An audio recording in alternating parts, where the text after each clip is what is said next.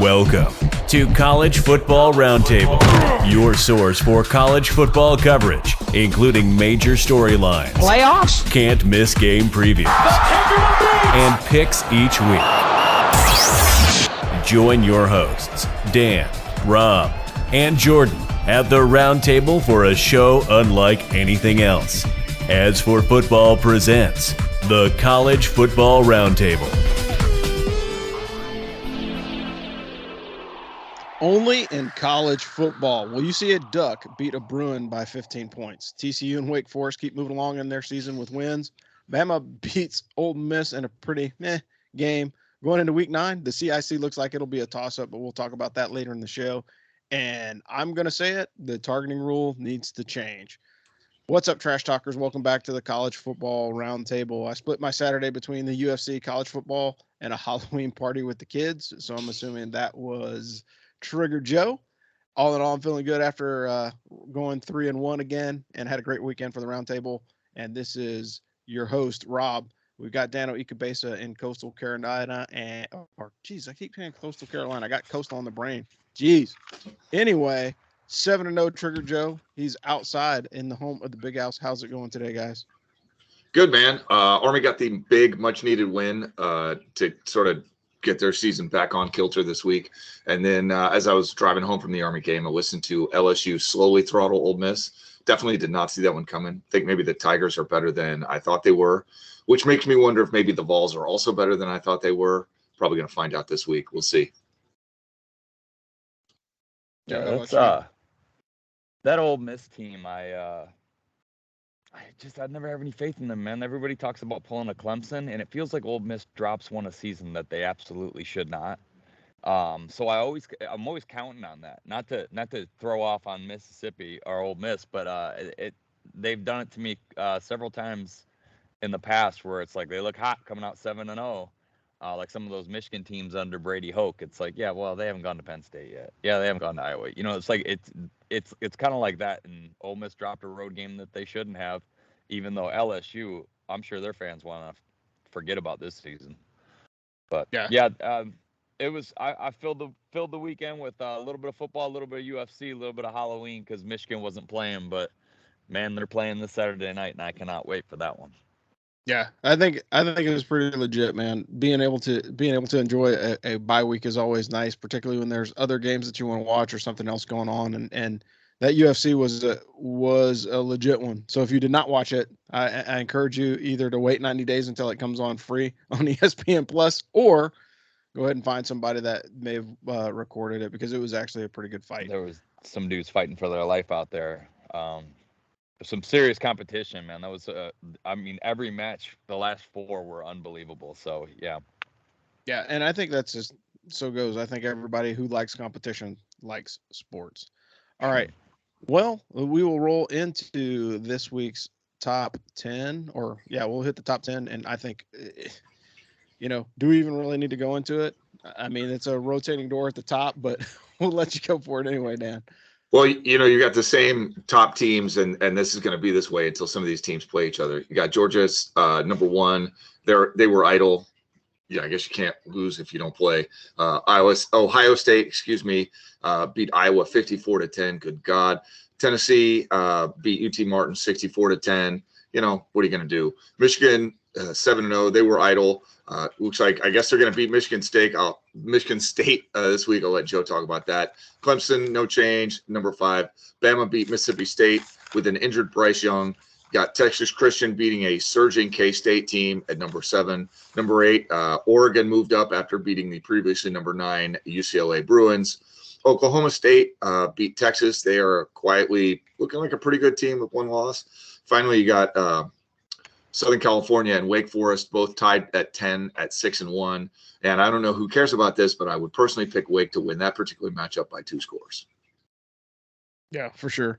I think one of the things that, we talk about it all the time. And I think next week is when the playoff committee releases their first rankings. And There's no love for the group of 5 schools again. So you got Yeah. Cincinnati and Tulane still in the top 25. Right now, the SEC has 7 teams in the top 25. ACC has 5. Big Ten has 4. Pac-12 has 4. Big 12 has 3. And the American, surprisingly, has 2 teams ranked in the top 25.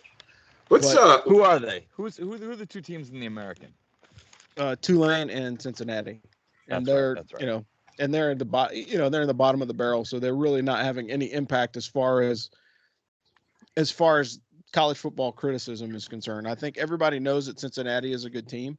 I don't think anybody will deny that. I just think that like they had their shot last year and they missed. And so I think everybody's pretty much over it.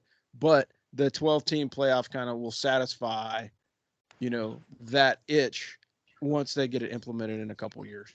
Yeah, Tulane always starts hot. Every single year they start hot, and then they have that late season swoon. So maybe this is finally the year that they don't do that and they push through and win the American, or at least get to the conference championship game. We'll see. It's amazing because at the beginning of the season, the ACC was dead. Nobody was talking about the ACC at all. It's all SEC, Big Ten. These are the only power conferences in college football, and they got 5 teams in the top 25. Clemson looks good. Wake Forest looks good. A couple other teams look, pretty good. I mean, I hope that they can figure out their TV, because I don't want to see the athletic. What is it? The Atlantic Conference. I don't want to see them go away. Yeah, I think they got to figure out how to fix the realignment, because I think, and really with the realignment, I think that creates opportunities for some of the other teams. I don't know if BYU will join the ACC, but didn't they already commit to the Big 12? I think they did, but stranger things have happened. It's all going to depend on TV time. I generally think they might as well just pull all Texas and Oklahoma teams and make a Texas conference and call it, the Oklahoma Sucks channel or whatever, and let those guys play. Because again, when you look at the amount of money and TV time that's coming out of Texas, like these guys are really making good money. And for them to jump from, when you look at A&M to go to the SEC, or you look at, Texas and Oklahoma jumping over to the SEC, all that really does is it boosts TV time for those other teams in that conference that wouldn't normally be on television. But I mean, the SEC is already a heavy hitter. So like Texas and Oklahoma in the SEC, that's going to be brutal for those guys. I just don't think that they're going to be able to compete, because SEC teams play defense. What about the move coming for the Big Ten? That's 2 gigantic revenue streams and programs joining Absolutely the richest conference in America, USC and UCLA. If I had my choice to pick 2 teams, it probably would have been them or Oregon in one of their places. But it's incredible. It's almost like I feel like they should take the Pac-12, just disband it, put half of them in the Big 12 and put half of them in the ACC, and have 4 power conferences, and maybe turn it to a 6-team playoff, because I had that mapped out a long time ago. I think it would be beautiful, but there's so much change that's going to come to that system when all these teams start merging. I don't know what's going to happen in terms of which teams are in the Pac-12, but I think they've got a TV deal in the works with CBS. Which would be pretty interesting if they slide into the old SEC slot on CBS. That's a lot of money. That's a lot of eyeballs for the Pac-12. That sort of thing can change the calculus of your whole conference. Yeah, the problem with the Pac-12 is just the late kicks. Like they try to get these primetime games. So primetime games on the West Coast, yeah, that's great. But all the eyeballs are either in bed or don't really care by the time those games kick off. So you're talking about 10:30 start time. Yeah, that's 7:30 local time if I'm watching, UW and Washington State, but I don't care about that game. Not because I don't care about those teams, just because I'm not staying up until 2:00 in the morning to watch a football game. And so I think if they move some of those kicks, and I don't care if they had like some weird start times at like a 3:30 or a 1:00 start or something like that, that would help them get the eyeballs that they need and maximize those television contracts. Because at the end of the day, when you start talking name, image, and likeness, and being able to recruit, if you don't have that television contract, I mean, it makes it a lot more difficult, particularly in those teams that are, you saw it this past weekend, as we'll talk about service academy football, but you saw, ULM is always going to be stuck. Like they can have great players, but if I'm a top tier player at ULM and Bama or LSU comes knocking, I might be leaving, particularly now that the transfer portal has no implications on my ability to play the next season. But moving on to Service Academy football, Army got back on track this week with a solid win against a talented ULM team, 48-24. We deep dove that in the Ask for Football show, so please check that one out. Navy continues to ride the sine wave of performance, dropping a game 38-28 or 38-20. The Mids offense is terrible. Their defense started looking good, but now it's starting to fall apart. I think it's because they're a little bit nicked up and have been, a little bit deeper into their season. Houston had 441 total yards of offense, and that was pretty balanced. Their defense forced 2 turnovers. I think the only thing that kept Navy in the game was Houston fumbled 3 times. So that kind of helped assist and gave Navy other opportunities to score. Air Force cannot get over the hump with Boise State. Boise State is 7-4 overall in the series and have won 4 in a row. It was a back and forth game, but Boise still came out on top 19-14 for the Broncos. And we'll kick it over to Dan for the Commander-in-Chief's trophy status. Yeah, man. Army is 3-4 with the bye week coming up. Have the first CIC game against Air Force on November 5th. Should be a really interesting contest. This game was freaking awesome last year, not just on the field, but like the tailgates before and after, just with all the old grads and stuff. I'm not going this year, but it should be a great event again. Unclear how long this is going to be a neutral site game. Air Force is renovating their stadium next year, so it's at Mile High. And then Army has to renovate their stadium as well. So, Yankee Stadium in 2024, very much on the table. And now, Navy is about to enter the toughest part of their schedule. They got a winnable game against a 2-5 Temple team that has yet to win an American Conference contest. However, they then take on Cincinnati, Notre Dame, and Central Florida before closing out against Army. A betting man probably take them to be 3-8 heading into the Army-Navy game. I'm really, really curious to see how the Mids offense and defense look this week because, their defense, as you said, Rob, started hot. But then, they got into American Conference competition, and now they're now giving up almost 300 yards passing per game. Obviously Temple is not SMU or Houston, so are they going to win big, or is Temple going to throw all over them too? I'm really curious. That's like one of the things I'm watching this weekend. Yeah, for sure. And then moving on to FCS really quick. FCS Coast Guard Academy has got MIT next week. They're idle. And then the Merchant Marine is 5-2. They take on Springfield at home in Senior Day. Merchant Marine Academy is legit. So, like, if you are not thinking about going to West Point, Air Force, or Navy, take a look at the Merchant Marine Academy. Same kind of cold in New York, but obviously it's a good football school if you have the gumption to try and play some FCS Service Academy football. But all that being said, it's the moment that we've all been waiting for. Time to see who Joe's Blue Falcon of the week is. Oh, you already touched on it. I didn't want to say anything while you were talking, but it's the committee making up the rules on this targeting call. I've seen it affect so many games now for the negative, and the times that they've actually tossed the kid out where it didn't affect the game, it was almost irrelevant. It's never been like, yeah, that was needed. Michigan's starting linebacker gets thrown out of the game because he tackles Kirk Cousins as he's falling down, and they go face to face. And it's like, dude, he's 6'6". He was leaning into the tackle. And Rob, I know you see it all the time, where it's like the guy's a ball carrier. Like, you're taking these defenders and handcuffing the way they can play the game. And that's the part about it that I can't stand, is that the refereing gets so bad. It's like the Calvin Johnson rule in the NFL when he put that ball down against the Bears. It was opening game 2010, I believe. Okay, there was no rule then. They made the wrong call, and their arrogance was to say, well, that's always been the rule, but since you guys weren't clear, it's a new rule now. And it's like, that's kind of a slick way of saying you just made that up. And so this targeting call, the gray area on whether the guy's guilty or not, or should be thrown out, it's so skewed, and it hurts the game more than it helps the game. So Rules Committee, you are my Blue Falcon of the week because you take football and you turn it into something so complicated that the kids forget how to play. And it's almost like every single year there's a new way to coach Little League football because the ref screwed up a game in college football on CBS that everybody saw. So they made a new rule because they couldn't have the integrity to say, we screwed up. And if this wasn't for everybody's ears, I would have used a different word there. But yeah, it's really annoying to see your team go up, lose their defensive captain, then lose the game. And it's happened to Michigan, and I know it's happened to plenty of fans out there. So, Rules Committee, you're wearing the Blue Falcon T-shirt until you change that one. So come get your shirts. Yeah, for sure. Like this whole targeting thing, like my stance on it is like, look, if you really want to see targeting, go back and watch like old school NFL videos, like the Ronnie Lotts, the Steve Atwaters, the Rod Woodsons of the world. Those guys actually targeted people. Like they, lowered their shoulder, dropped their head, and massive collisions. And, I full well expect to see those guys have some kind of certified CTE freaking diagnosis after they pass away, hopefully 30, 40 years from now, but who knows with professional football.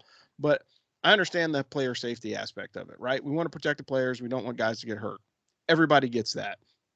But when a defensive guy is coming in to make a tackle and the offensive guy makes a football player move, i.e. he drops his shoulder, turns his body, shifts the ball from his left hand to his right hand. If he does any of that before he makes contact with that defensive player, that's the part that really needs to be assessed. You're reviewing it anyway. So if I got to watch the video to see like, hey, did this guy drop his shoulder on this kid, or did he, literally was his back turned and he took a helmet in the spine? That is completely different. So like there's tons of videos. Like I said, I did about 40 minutes of research on this just visually and watched these videos from 2020 and 2021 of the targeting rule. And really what it boiled down to is the ref's discretion. And that's what we want to avoid, right? You want to avoid the referee's discretion because then you're putting that referee in a bad position because he's got to make a call. And oh, by the way, he's got to watch the rest of the game. And it happens early. Now this guy's like, okay, well, how do I even this up? Because I really screwed that other team by taking out one of their star players on a questionable call. And so for me, I'm pretty easy. I'll give you 2 bad calls a half. So that's 4 total for the game. Hopefully they go 50-50, and it goes on both teams because again, ultimately at the end of the day, we don't want the refs involved at all. We want the players to play and the games to turn out. But all too often you see it happening. And, thank God college football has not gotten to the point of where it is in the pros, where sometimes you're just like, dude, where did that call come from? And who are they trying to get to go to the Super Bowl? And you've seen that a ton in pro football. So I think, at least there's a little bit of integrity left in college football, but the targeting rule absolutely has to change because you'll see a guy that's going after an ankle. There's a helmet to shoulder collision. They call targeting. They watch the tape and they're like, oh crap, what do we do? Well, we're still going to give him the 15-yard penalty, but we're not going to eject the guy. Like, what sense does that make? And again, it's too subjective and they could probably rewrite the rules, but I will pause there. Thoughts, gentlemen? It also screws up the tempo when they do that. Whatever team was hot, you just got an automatic cool off time. And say you're on the other side of the line looking at the other team and they're ready to quit because they're sucking wind because you're going tempo and they just got a 15-minute break. Oh, well, now we're at the 20. We got a short field, a short playbook. They don't have to run as far. We can't take the top off. And you gave them a 15-minute break. It screws up the game. And I think the problem is you've got a lot of NARPs, and that's my own term. I should trademark it. Non-athletic, regular people making rules. And it's like, bro, it's football. Bones are going to break. People are going to get hurt. But no one made these kids go out there. They want to play. Let them play. So that's my rant. Daniel, what about you? Now, I don't know, man. I'm this. You know what? This is probably one where I will defer to the experts. I'm probably a little bit more willing to tolerate some targeting calls that shouldn't be in the name of player safety. But the one that the kid Domenico got from Army, that was terrible. Just because, how do you avoid it, right? If there's no way to avoid it, then you're going to eject this kid for a half. Like that I don't like. But what are you going to do, man? Yeah, and the reality of it is it's like what's the purpose of ejecting the kid from the second half of the game or from another half of the contest, right? Is that going to teach him a lesson? Was he going to watch? Is he watching films on how to properly tackle on the first half of the next game? Like, it doesn't make any sense. I would prefer to see, depending upon the severity, like a warning. Like, hey, look, if it's like a legit targeting call where dude like spears a guy helmet to back or whatever, then we go, okay, cool, he's getting ejected. But if it's one of those kind of questionable calls, you still give them the penalty, and then you give that kid a warning, just like they do for any other unsportsmanlike play.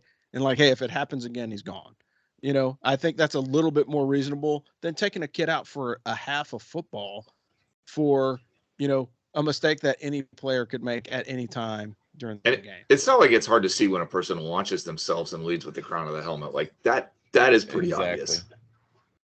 Yeah. Well, if you take the face mask out of it too, like if I go face mask to face mask with you, it wasn't intentionally malicious. Now, if I'm leaning like that with the crown, then you're trying to do damage, and especially if you launch. I mean, like Steve Atwater on Christian Okoye, he was like a missile. That today would get you tossed, and it was one of the greatest hits of all time. Yeah, it legitimately is like, it's just a change in the collision. Ultimately, what it boils down to, it's a change in the way that the players are impacting each other. And like I said, I'm not for or against it. I understand the need for player safety. I think everybody understands that. But when guys are getting lost for basically a game and a half, right? So if it happens in the second half of a football game, that kid's he misses an entire football game almost. If it happens in the first half, you literally do. If you miss the second half, you can't come back for the first half of the next game. Like, what is up with that? And there's so few games too. Missing a whole game that's a lot of your season. Like, that sucks a lot.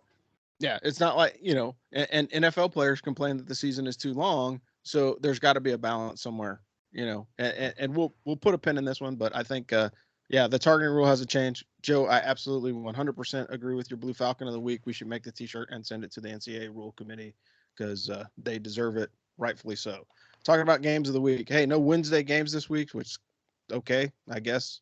Kind of sucks because I'm used to watching football on Wednesday nights now. It definitely sucks. If Foley knows, absolutely. That sucks a lot.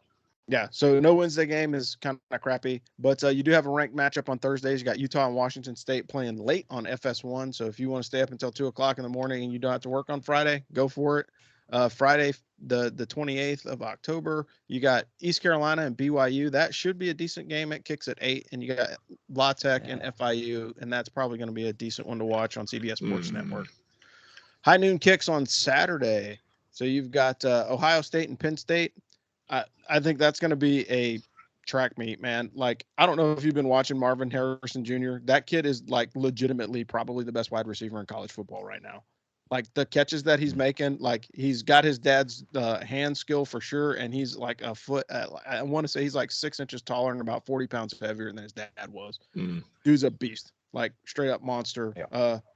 I think that'll be a good game to watch. Like, even if you don't like Ohio State, you should watch them just for the performance of the wide receivers, because what those guys are doing, they're cranking out first-round draft picks at the wide receiver position. So, like, your favorite new receiver on your NFL team probably graduated from Ohio State.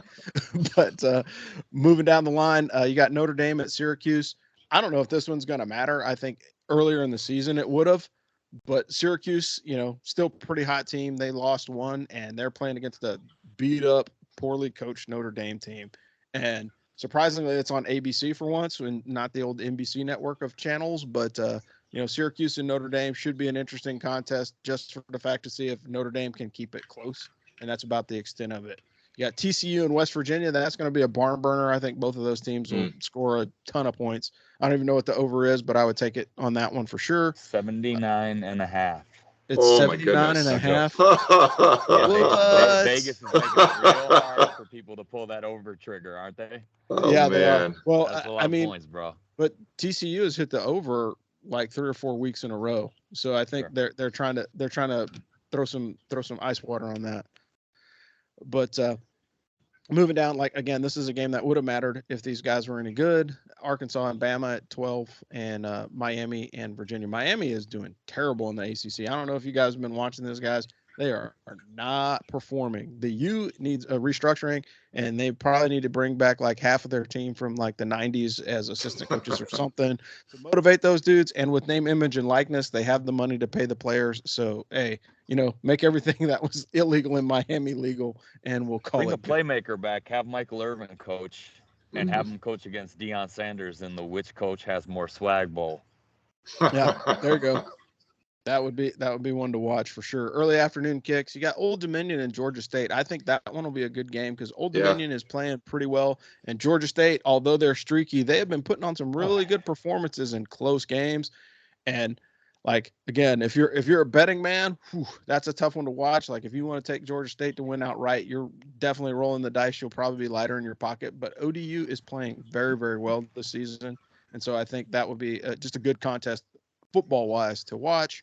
You've got Temple at Navy. We talked about that one, teased it a little bit. I don't know, man. I think Temple is going to roll them. Navy has been inconsistent all season. Their defense is nicked up. We'll see. You got Illinois and Nebraska. That's a good one. Like Nebraska's 3-2. I mean, they've won some games. You know, it's just like not highly publicized since Scott Frost has left. You got Cincinnati at UCF at 3:30 on ESPN. You got Florida versus Georgia. They're playing in Jacksonville, which it's the world's largest tea party. Yeah, for sure.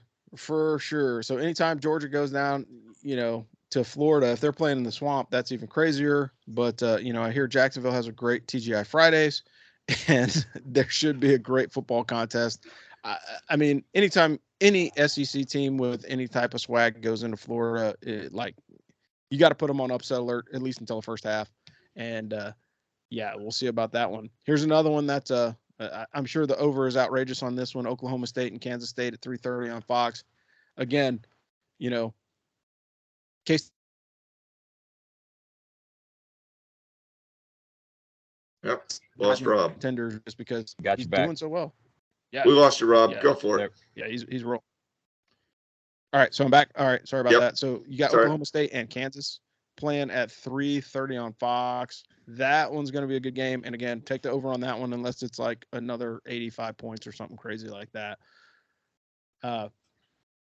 Old ACC rivals, Wake Forest at Louisville. Those guys are playing. That should be a good game. I think Wake will take it, but Louisville could play them tougher than normal. But Louisville hasn't been in that rare form when everybody's talking about, oh, these guys are the best. But that was back when Lamar Jackson was playing, which was like 500 years ago as college football is concerned.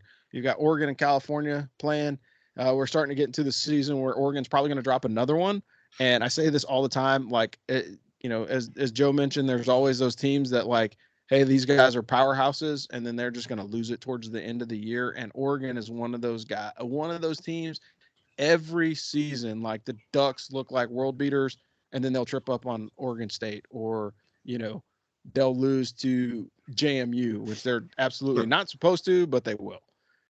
You got Missouri at South Carolina in the 4:00 slot, and then the early evening kicks. I think this is probably, honestly, would be my game of the week.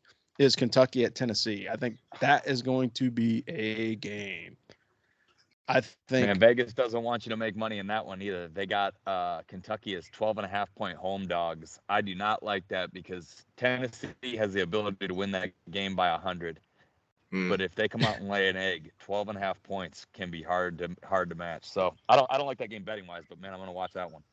Yeah, I think that's definitely a watchable game. You got USC at Arizona at 7 on Pac-12 Network.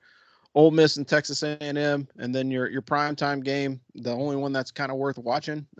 Middle Tennessee and UTEP will be good if you have ESPN Plus, but on the ACC network, you've got Pitt and North Carolina. And again, North Carolina is one of those teams up and down all season.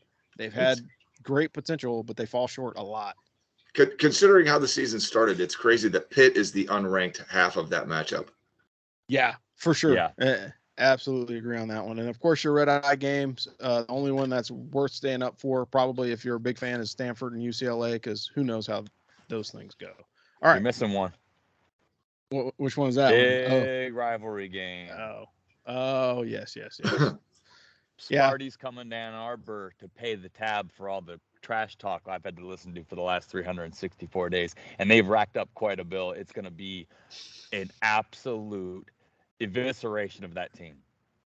They're going to get decimated. Yeah, I think honestly, this is one of those games where Harbaugh probably won't let off the gas. He's gonna like if they have a chance to hang 70, they'll hang 70 on them. I think I saw a meme going around of Michigan State's uniform, and it's their dark green alternate uniform that says "Little Brother" on the front. Yeah, it's pretty bad.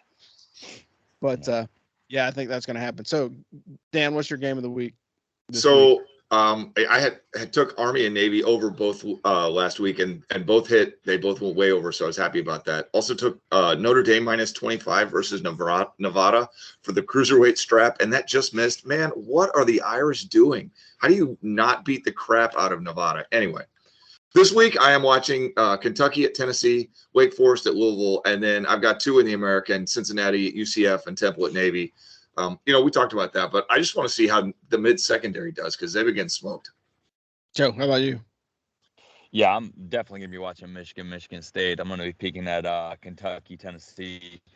And, I'm going to watch a little bit of that Florida-Georgia game because I haven't seen enough of Georgia this year. And Florida gets into that game, say they get a quick one and that crowd gets into it. We'll see how good they are, because that's a tough place to come back from being down. So I'll be checking that one out. And always going to watch Ohio State and Penn State. That's definitely what I'm going to be tuning into at noon. And I like Ohio State to cover in that game, but I'm also not picking it because it's 15.5. A ranked 15.5 point dog at home. I stay away from those. Yeah, that's kind of disrespectful for me. They're baiting you to take. Yeah. Yeah, for me, I'm going to, again, ODU and Georgia State, I think that's the way to watch. That's a game to watch just because, think about it. Those guys were, a few short years ago, both of those teams were FCS teams, and they're kind of doing it right because they're moving up and they're winning. And I think that's the most important part. James Madison's another one. So if you get a chance in your local region to watch a James Madison game, I would check those guys out because they're actually playing some good football in the group of five. Oklahoma State and K-State. Can't say that enough. That one's just going to be a barn burner again. If you want to see a lot of offense, watch that game. And again, UT and UK is probably going to be a good one. Well, let's pick some games. Weekly locks. Games. Dano, what you got? So Temple at Navy over 40, and I gotta say, I wish that I would do a little bit more research on this because what I really want is to do a prop bet. Whatever the total passing yards are for the game, I want to bet over that total passing number because I'm sure that it's rock bottom because Temple's not a great team and Navy definitely isn't passing a lot. But this particular matchup, I think you're going to see more passing yards. So anyway, the way to express that easily in a straightforward manner is over 40. Cincinnati plus 1.5 at UCF. Line is all over the place. You can get anywhere from UCF plus 1.5 to Cincinnati at plus 1.5. So I took that while it was available. By the time you hear this, it probably will not be available. And finally, Coastal Carolina plus 2 at Marshall. Coastal has one bad game 2 weeks ago, and suddenly we are selling them against a Marshall team that's just 4-3. That's madness. Called a trap game. That happens. Yeah, for sure. For me, I was 2-2 this week. I hit on TCU and K-State on the over. And again, Vegas is against me now because they moved that line big time. BC and Wake hit the under on that one. And then, we'll see what happens. I missed on Minnesota and Penn State and UCLA and Oregon. My picks this week, I'm hoping that the line moves on the over-under on TCU and West Virginia, but I would take TCU to cover 7.5. I think that's more reasonable than the over-under. So that's why I'm going with this week. Take the over of 58 in K-State and Oklahoma. That's way too easy. And Wake to cover 5.5 against Louisville. Joe, how about you? Yep. I went 3-1 last week. God, I can't remember which one I missed on. Oh, it was Ohio State. It was actually Iowa, plus 30. No, that was how I bet I missed that one. But I can't remember the one I missed on the actual show. But I'm rolling with the Cuse again this week. I got Syracuse -3. They were just -2.5 yesterday. They're already -3. Get them while they're a field goal because they're going to put that hook in there. They're going to be -3.5 before kickoff at least. So I like Cuse -3. I like the Michigan State game to go over 54.5. I think that's going to be like a 45-17 game. I'm not going to take Michigan -22.5, even though I don't think that's a bad bet. I'm going to take the over in the Cincinnati SMU game. Both those offenses average 37 points a game. Exactly. The over-under is 56. I think that's because of Cincinnati's defense is a little bit better, but UCF scored 70 alone in one game this year. So I believe, and they're at home. So I think that they're going to find ways to put up 25, 30 on that defense. Yeah. And Cincinnati will definitely do the same, probably win by a touchdown. So I like the Cincinnati pick. I like the over even better. So I'm taking the over in that one. Syracuse -3, the over in the Michigan game. And then the Wake Forest Louisville game. Because I think Louisville will be able to slow them just enough, I'm taking the under. And I think Wow. Wake wins that game going away. But I've seen too many teams come in on the road and have a sleepy first half. I think Wake wins that game by a score, maybe 2. But Louisville has had a couple of games where they've slowed teams down that I wasn't expecting. So I'm going to take the under in the Wake Forest Louisville game. That might be the reason I go 3-1, but who knows? Maybe it's the reason I go 4-0. There's my picks. Yeah, I don't know. I think that's fair though, because Louisville is kind of the way that it is. They're trying, but like I said, I think I wish I wrote that number down. The over under. It's high. It's up there in the 60s. And I'm doing this off my iPhone, so I don't have the analytics in front of me. But I think Dano is looking it up as we speak. Yeah, usually I take the only time Yeah. I take the over consistently is when it's Big 12 play, and that's just because it's the Big 12. They don't play defense. I mean, that's been that way for like 30 years. Yeah, I think Dan's still looking, and I know. Yeah. You guys keep talking. I need another minute here. I will definitely dig that one up. Yeah, but for sure, like one of the things that we're going to talk about, we already talked about targeting and kind of deep dove that, but one of the things that we were going to talk about last week, as Dano was doing his research, and he's already researched this piece too, is how rushing wins football. And so, a lot of people always are down on the service academies about running the triple option. Like, oh, I don't understand why they run the triple option, or they run so much, or Air Force runs, or Army runs, or Georgia Tech runs the offense the way that they do. But there's some simple principles about running the football that actually matter, right? And when you run the football, you can actually control the game. Time of possession is important. In the NFL, the difference is, and like we had Coach Drinkall on the As for Football show, and one of the things that he talked about is like now we've gotten to the point where we're running RPOs and it's basically triple option play, and your short passes out to the flats are basically long handoffs. So it's building in that kind of rhythm type offense now. But even still, the teams that are able to have success are the ones that can actually run the football to set up those RPOs, to bring the defense in, to have those long pitches. But I will not steal any more of Dan's thunder. I'll let him dive into this piece on how rushing wins football. So one of the most common questions that we get at Ask for Football is, why does Army play their defensive backs back 5 yards off the ball and give the other team these short passes? Like, why are they playing a bend but don't break defense? And it's because your average college quarterback is completing something like 60% of his passes. So if 4 out of 10 passes are going to hit the turf, then as a defense, if you avoid getting beat over the top, then you really only need one other good thing to happen in order to force a punt, right? Just basic statistics are going to get you off the field if they're throwing over and over again and 4 out of 10 passes are going to hit the ground. Unless the other team can run the ball, because if you're running the football, then you're putting yourself into manageable situations, and now it's much easier to create first downs and just create chaos in general. And this is where I think watching the NFL has skewed like the way that people watch college football, because you just think, oh, football is football. But the reality is NFL quarterbacks can make those 5-yard check down throws. They'll make those 9 out of 9 times. So those are the best quarterbacks in the world. Those are the best quarterbacks in the world, right? So they absolutely can take whatever the defense gives you. So if you play bend but don't break in the NFL, you're just going to wind up at 1st and goal at the end of every single offensive possession. That's just those pro teams. They're that precise. College players cannot, on average, do this. They're not as good. They don't practice as much. Like this is why it's so much different, and that's why college football is so much about how explosive you can be. If you can throw down the field and get those big plays, that helps tremendously in college football. Even more so than in pro football, because that repeated precision is very hard to come by in college.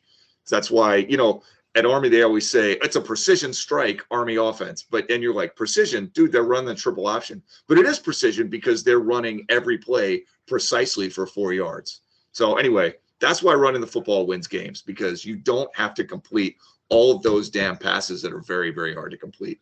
Instead, you get yourself into these short and manageable situations. Screw that bend but don't break philosophy up completely. Yeah, and I did a little look at the numbers, and so when you look at the top 10 rushing teams, with the exception of Army being number 2, the majority of the top 10 rushing teams have winning records.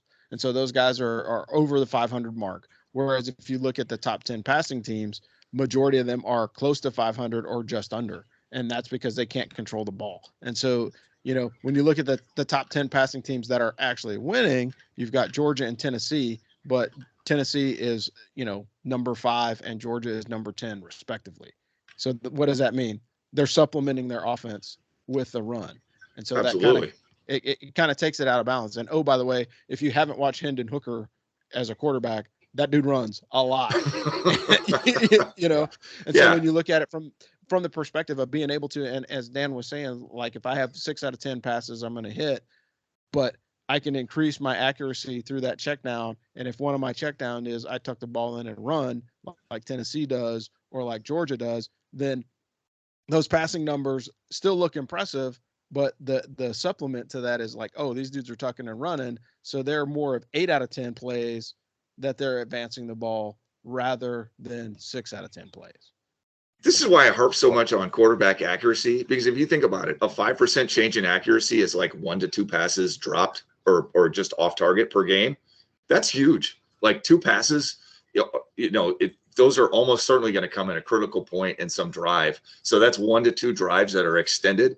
And the difference between 60% and 70% accuracy is freaking ginormous. So, and then you get a guy like Grayson McCall who's got 70+% accuracy, but he's throwing down the field. Forget about it. That's like sniper deadly. Yeah. And then the other part of it is go ahead, Joe. Oh, I was just saying about, running the football. If you looked at App State Thursday night, I mean, their coach, and when it's effective and when you can do it, that's why we say running wins football games. The coach said at halftime to the ESPN reporter, I am not throwing again. I'm done with it. Every single throw we didn't work. We're going to run the ball till the game says zeros on the clock. And he never threw again. And, App State's got a running back that's probably going to play in the NFL, Cameron Peoples. He is 6'2", 225, and they rode that dude down the field.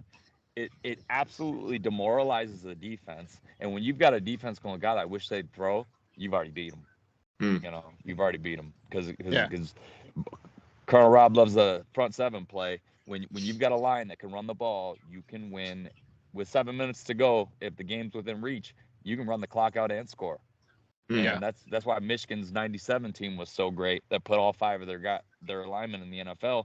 If they had the ball and the lead with 7 minutes, they're going to run it out. Yeah. And I think that's the other part of it is time of possession. And again, plays on the defense. And I've been talking about that a lot this season, but plays on the defense, like that sucks. So like if I can run for 3.5 yards and get a first down every 3 plays, that defense is getting tired because defense is much, much more reactionary than offense. And so from a thinking man's perspective, like, hey, if you've had a really tough day at work and you're engaged in all these meetings and you're running yourself ragged, what happens when you get home? You basically just collapse because mentally you're exhausted because you're reacting all the time. But like when you set your schedule and you hit everything on your schedule and it kind of just rolls through nice and easy, then you're a little bit more refreshed at the end of the day. And that's the difference between offense and defense. Offense has a planned program and a schedule that they're trying to execute plays that everybody knows, whereas the defense is like, yeah, I can watch all the film that I want, but I'm still reacting to what the offense is doing. And when they have those game-breaking plays or, hey, a fullback dive that, is supposed to go for 3 yards goes for 30. Like, not only did I have to chase this dude down, now I have to get reset, and now I have to be like, oh, crap, are they going to run the dive again? Are they going to pass? And then you add all those additional variables because the unexpected happens, particularly from running. Everybody expects a fly pattern with a guy to go streaking down the field, and either he catches it or drops it, right? And the teams that are elite have the ability to make more of those down the field passes, hit the jackpot than the teams that don't. And so when guys are consistent, like when you watch, any Super Bowl quarterback that has won, like when you watch like the I'm going to use Aaron Rodgers as a Packer. I'm not a Packers fan, but like if you watch him, like when he's in rhythm, that guy doesn't miss. It's boring actually to watch an NFL team take a kickoff, a touchback, and then just drive all the way down and score just with these little dink and dunk passes. It's like when is something going to happen? That's why he's in the pros, man. That's why he's Aaron Rodgers. And it's not because he can throw 30 yards down the field. As the pitching wedge shot, you know, he just picks them apart, man. It looks effortless when he does it, but Dan was right. That is the top 1 percentile of people that can do that on the planet. They don't play football in other countries like they do in America, so the NFL quarterbacks are the absolute best of the best.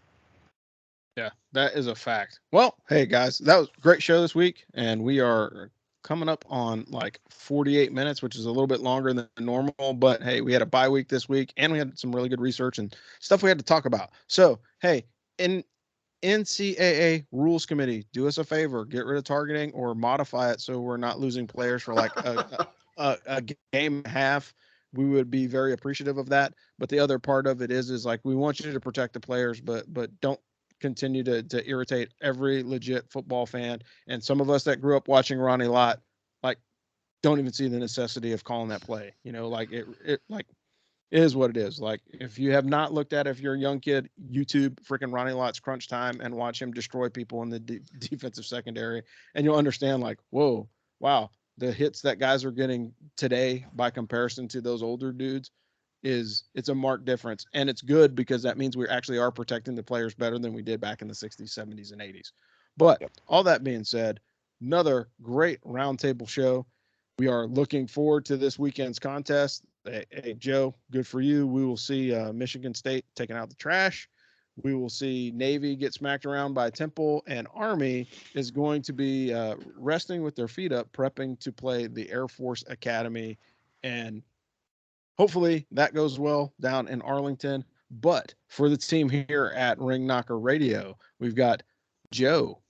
And he's not triggered today, but he probably will be a little bit at halftime if things aren't going so well for the Big Blue. We've got Dan in Coastal Connecticut. I'll say it right this time. And Rob the Angry Colonel out of Vietnam. And this is a College Football Roundtable. We'll see you guys next week. Thanks. Beat 'em. Thanks for listening to the Ask for Football College Football Roundtable. Tune in next week as the AFF team brings you more hot takes and college football analysis. We'd like to thank our sponsor, BuyerBarn.com. BuyerBarn.com is the world's first platform to perform online auctions and sales for farm animals. BuyerBarn.com is dedicated to helping small farmers in America and are extending a special discount to military veterans who want to help in the revolution of the family farm. Go to BuyerBarn.com/military. That's BuyerBarn.com, BYREBARN.com to learn more and to get started, or email them at info@BuyerBarn.com. Thanks again for listening to Ask for Football College Football Roundtable, and as always, beat Navy.